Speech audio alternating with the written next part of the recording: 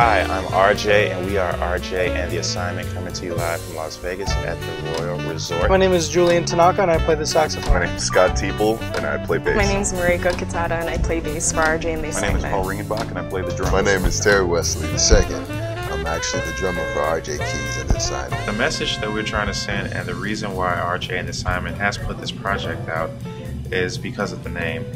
We're called RJ and the Assignment. There's a work for us to do, and there's a message that we need to get across, and it's to say that, hey, jazz is very alive, jazz is really hip, jazz is cool, and you don't have to be afraid to listen to it. You don't have to be afraid to step out, venture out, and say, hey, you know, I love jazz. Well, this latest release is called Deceiving Eyes, and it's led by Reggie Johnson, and he's a great keyboard player in the Las Vegas area, and he's brought together many different musicians from many different styles, including jazz, hip-hop, R&B, to create, basically something, a product or a CD that will appeal to a wide array of people. Is a compilation of contemporary and traditional jazz. An eclectic mix of neo-soul, jazz, some funk, R&B, Latin, all kinds of different styles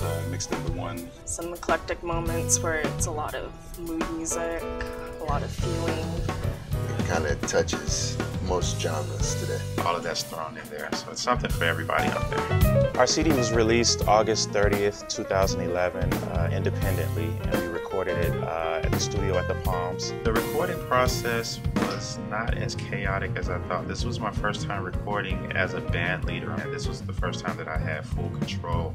So it went, because of the level of professionalism that the guys in the band have, it was actually pretty easy. A lot of the songs, I would say about 90% of the album we did in one take. The concept behind the album was basically to grab hold of those people who are maybe even intimidated by jazz, or those who just passingly say that they like jazz, or haven't even have never experienced jazz. With the band, we did a great showcase right as the record came out at the Palms, and it was packed, and we had everyone on the record there, and then some, and played for a couple hours, and it went over fantastic. On that stage there was an interesting stage, great atmosphere, a great crowd that came out to support us. A lot of fun, a lot of people showed up, so that's probably the most memorable experience to date.